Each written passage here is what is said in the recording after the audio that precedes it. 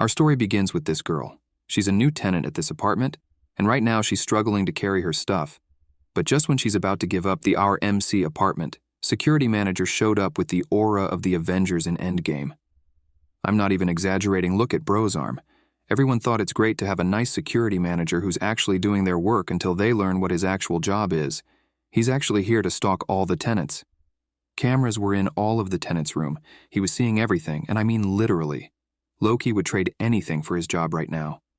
Anyhow, we then learned that a month ago he got a job at one of Korea's top corporations.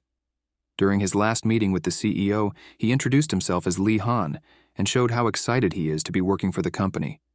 The CEO lets him know he's been looking for a broke, hard-working man just like him, but before anything else he would have to sign an NDA stating he will never talk about his tasks to anyone.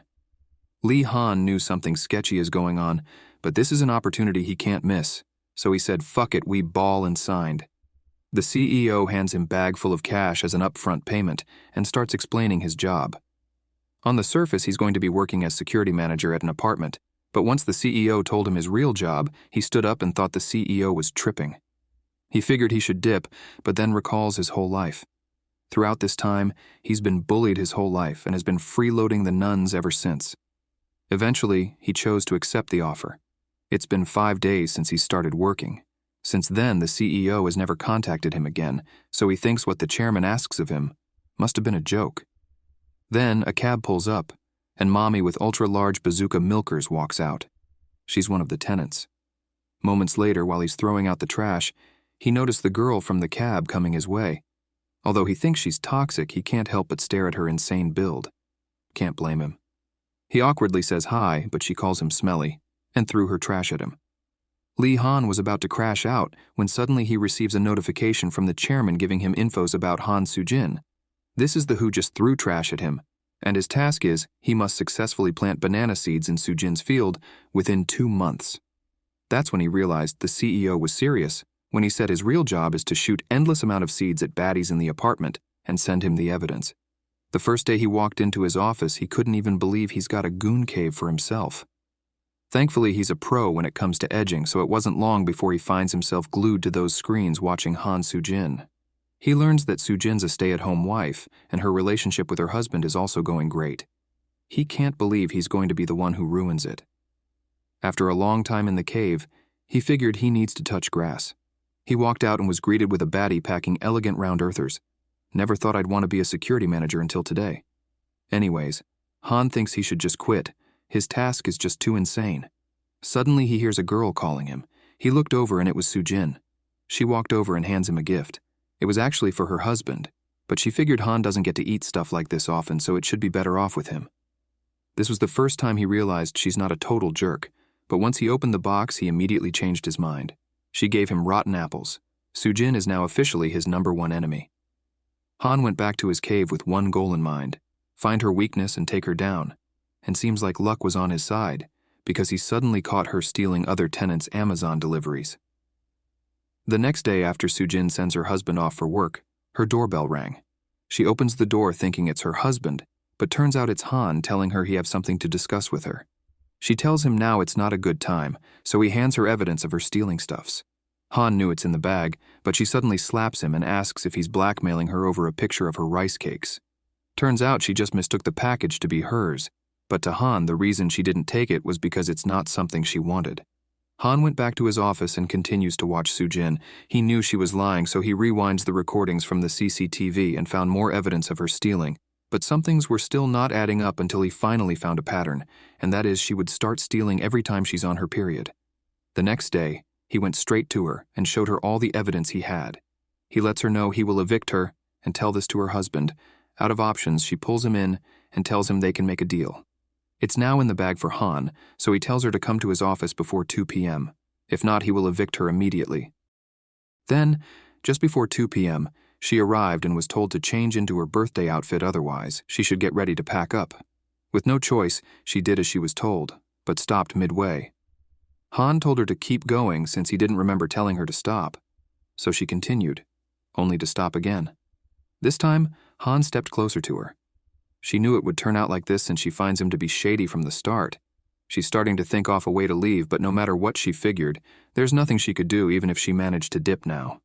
The house prices around the area has gone up, so there's nowhere to go. Besides, she doesn't want rumors about her husband's company to spread as well, so she agrees to follow all of Han's order. In return, he should keep all of this a secret from her husband, which he agrees. And behold, the milkers has been released from its cage. But just when Sujin thought it was done, our boy suddenly flanks from behind and starts demolishing the nukes like he was a special force on a mission to defend his country. Han is now unstoppable, and before Sujin could even react and turn on her defense system, it was already too late. The cave has already been invaded. Well, you all edge-maxers out there definitely knows what's up from here onwards. However, at one point, Han figured no matter how evil she is, what he's doing now isn't right either. But just when Bro's about to turn to the bright side, Sujin calls him a filthy broke boy and lets him know she hates him the moment she first saw him, and that triggered something in him. He doesn't understand what he did to her. All he did was say hello, and she's been treating him like trash ever since. Suddenly he stops as his past life flashes before his eyes. Sujin knew this was her time to leave, but suddenly Han turned on his gooning demon final boss mode and starts launching his missiles left and right. While doing so, he lets her know if he's filthy, she's no different considering what she's doing right now.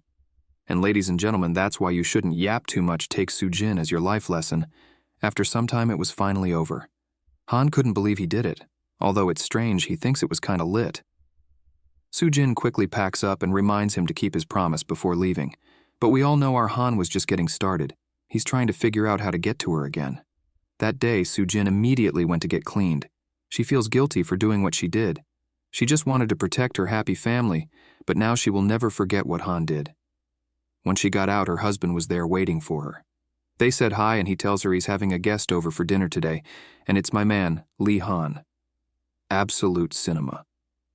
Sujin couldn't believe what the fuck this is. They all sat and ate together. Han talks to Sujin's husband and had normal conversations with him.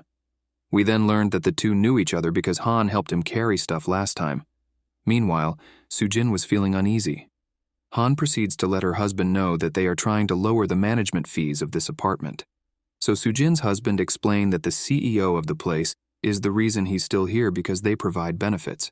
Sujin knew Han's trying to threaten her more, so she can't leave. Suddenly, Han asks her if she's feeling down because of what happened earlier, shocking her to the core. Her husband quickly questions if she was there, so Han explains she was there to help him out on stuff, and keeps yapping about how good she was back there, so he asks if she wants to come work with him as the apartment manager's secretary. And to make it even more convincing, he lets her know the chairman approves of this. Her husband thinks this is amazing. Loki feel bad for Bro. Anyhow, Sujin was hesitant, so Han lets her know the pay will be 5.5 million a month.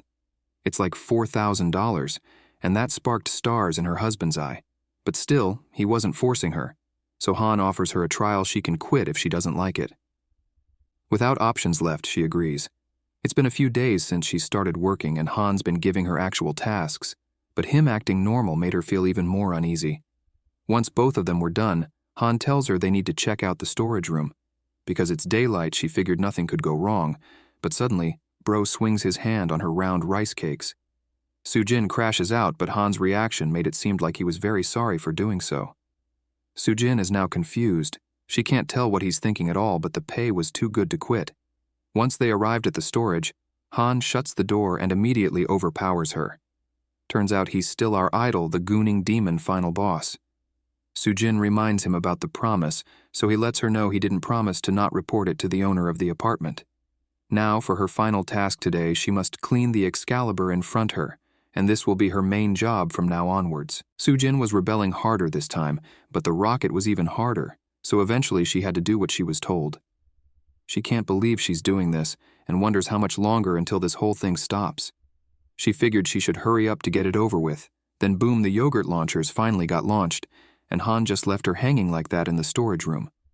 That day, while getting cleaned, Sujin felt horrible with herself. At this rate, if she keeps submitting to him, she was sure she will be doing wilder things in no time. The only logical decision right now is to quit.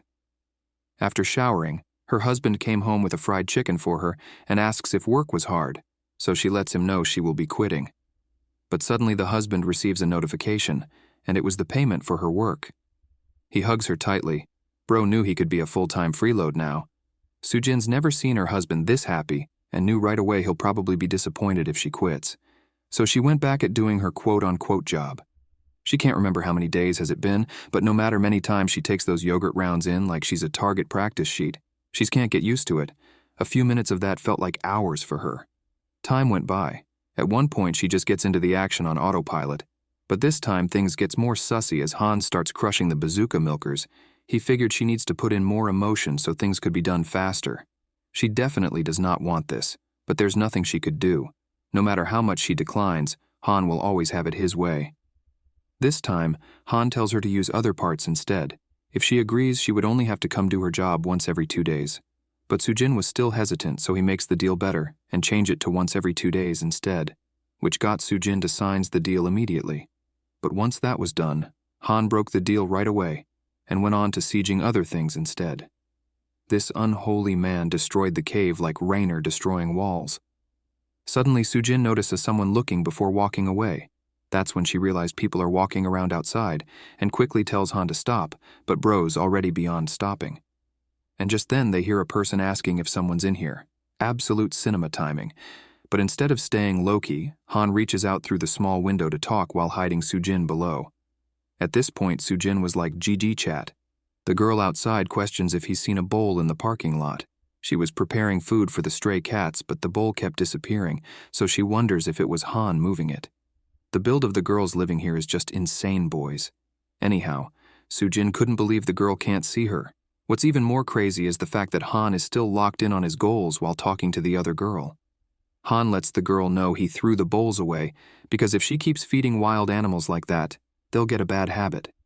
And no matter what she says, Han lets her know she can't keep on doing that because others will complain. Then, right at that moment, the girl looked stunned.